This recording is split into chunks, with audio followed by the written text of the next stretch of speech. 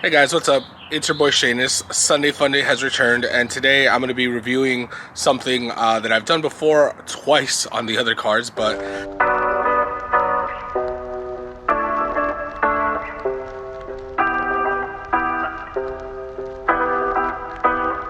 today we have Govee's brand new RGBIC interior LED lighting. And I'm excited to try this one out because it's actually a little more affordable than the previous ones, but it's also their new branding, the whole RGBIC, which is basically kind of addressable RGB.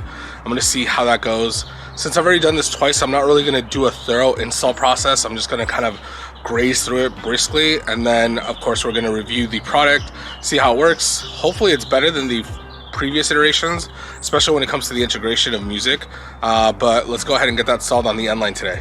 Alright, so first things first is just showing you what comes in the box. So of course you have the LED kit, all of it wired together. They give you zip ties, a few screws if you want to screw this down, their card to download their application, and of course that's the box that everything came in. So very straightforward, already has the adhesive included.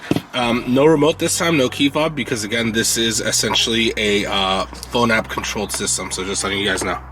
So I actually forgot to mention that it also comes with an instruction manual, and it just basically gives you like basic routing on how to install this. So that way when you untangle it, you know kind of which side goes front and which side goes back. So clearly the rears are the ones that have both cables coming out of it, including the cable connecting to the controller.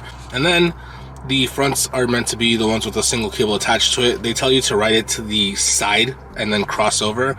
I might actually do this install the opposite way and actually tuck the wires from the center console and attach it that way. If I do that, I'll show you guys the process. So if you ever see me do one of these installs prior, you'll know that I'm not hardwiring this kit.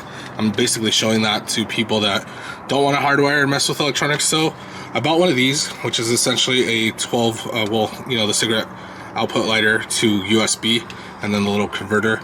So we're gonna do that, route the cable, and then plug into USB to get our power. Alright, so as you could probably tell, I'm starting off behind the car. I've already routed the cables, so there's one light there. I've actually already installed the front light.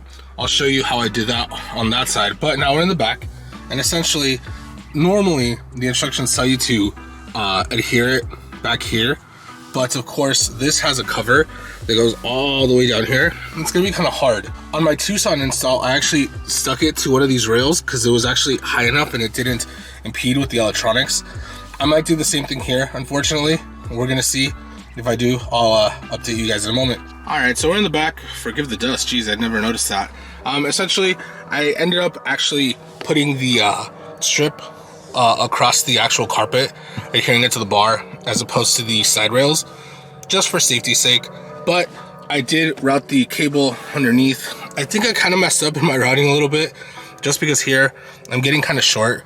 I'm missing about like 1.5 inches for full transparency.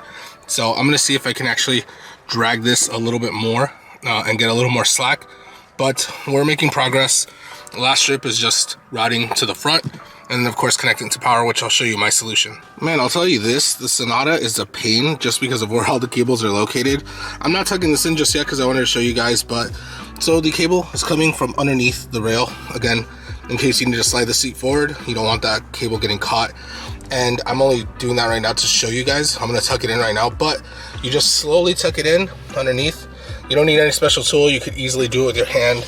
And then essentially, you can tuck it all the way over there and bring it over that little gap. As you can see, there's the cable, or you can actually pull on it. It's relatively easy, I'll show you guys. So you can actually pull on it like that, so that way you can flex it and then just snap it back in place. And then essentially all I did was remove the adhesive, and then there is a strip. So now to connect it to power and show you the lights. Alright, so this video is going to be a little jank. We're inside the car, it's actually running, but I'm going to basically demonstrate you just a few basic abilities of the Govee app that's associated to the lights. So as you can see, we're already installed. Forgive my feet. There's the connector. I was able to get an extender, so it's nice and hidden for the most part, and as you can see, they're super bright. Your boy has it set up to red.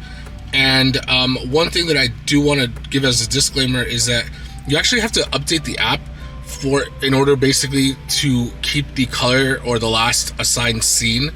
The reason why I state that is because originally, before updating the actual firmware to the light kit, the moment you would turn off the car and then you would turn it back on, it would not stay on whatever last setting you left it on, which was really annoying. But after you do a firmware update, you can set it on a specific color, like red in this particular situation, and then essentially you're able to turn off the car, and every time you come back, it'll stay on the last scene you left. So we have the Govee app right here pulled up, and as you can see, we already have this connected to Sonata, so I'm going to go ahead and connect real quick. And of course, it's doing this whole little connection. Wow, that was actually really fast. Normally it takes a little bit longer, but I digress. So there you go. As you can see, this is going to be a little difficult, like I said, but there's multiple scenes. There's music, color, scene, and DIY. DIY, of course, being making it whatever you'd like it to be. And then, of course, you just press this little plus sign, and it's going to give you full control of exactly what you would like to do. You essentially set up your own scenes and whatnot. So before you can even do any kind of adjustments to color or brightness, as you can see here, you have to select every single like little segment of the LED bar. This would actually be useful when you have a mixture of colors that don't shine too bright, like red in my situation. For example, if you have like red and blue, then you can probably select the blue to be less bright as opposed to the red, to essentially not wash out the red. But as you can see, we've selected all light segments, and we can change colors. I'm going to go ahead and change the percentage.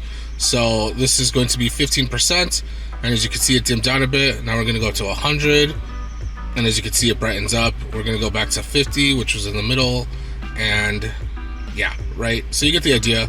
You change the blue, you can change the green, yellow, cyan, purple, all that good stuff. If you choose white, there's actually a really cool indicator at the bottom where you can actually change the warmth of the color. So if you want like a more yellowish white, or if you want a cooler white. And then of course you can do a color wheel if you actually don't like that little bar. So as you can see, my finger in the background changing the colors accordingly. So yeah, pretty neat.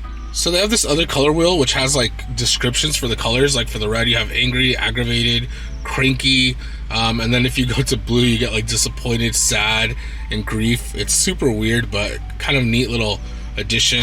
Then when you move over, you have these other color bars, so that's kind of neat. So I don't know, it says colorful, spirited, kind of categorizing like the different colors that you could preset to. So take that for what you will. Focusing real quick on the scenes. So you have scenes, and as you can see, this one states it's fireworks, so I guess that simulates fireworks. Then you have like this little coffee mug here that says leisure, and so I guess it just kind of pulsates like different colors. You have this one here that says flower field. Sorry, my camera's not focusing quite correctly, but as you can see, this is flower field. Then I'm going to change it to desert, which I guess makes sense, right? Oranges and yellows, glacier, and then you have like this thing called aurora, which is, yeah, it looks like the northern lights, I suppose. And finally, here's like rainbow, where it just kind of does like a dream color. Pretty neat. They have different other categories. So like this is the category in your life, and then you have more scenes. This is called candlelight. Then they have like a category called emotion. So they have like a breathing or a heartbeat, which that's actually kind of crazy. I don't think that's a normal heartbeat. But yeah, then you have like birthday, which I don't know, that doesn't make sense to me. Then it's Christmas, so that also doesn't really make sense. But anyways, you get all kinds of different features to be able to customize. And then you have a music mode. Let me see if I can actually test it out with some non-copyright music. Alright, so shout out to Thomas Green. I'm using the music that I used for my last video. And so we're gonna go to music mode. And as you can see, it's pretty reactive to the music.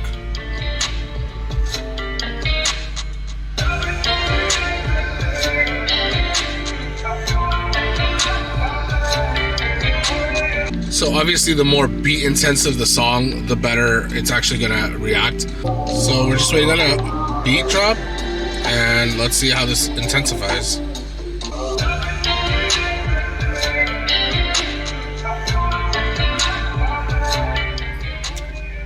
And then there you go. So you see I've lowered the volume, so it's capturing less of the audio, so it's not as energetic. But yeah, there's a lot of things that you could do with this. You can customize it like I mentioned, so it's definitely a fun little app, and it's super cool. It's very easy to use, and honestly, like I said, it's just a lot of fun to be able to control This one, since it doesn't have a controller, for those of you that have seen some of those trolling videos about people going to car shows trying to mess with your lights with their little remote, this one is actually fully 100% app driven, so it solves that issue in a sense.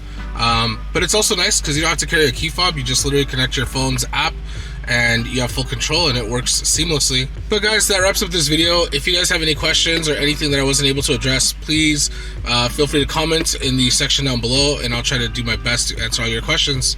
As always, thanks for all the love and support, and I'll see you guys in the next video. Peace out. Bye.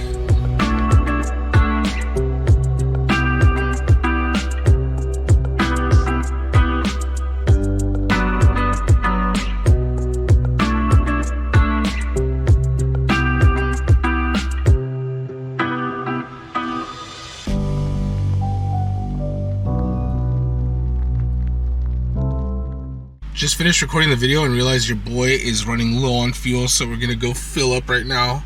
LOL.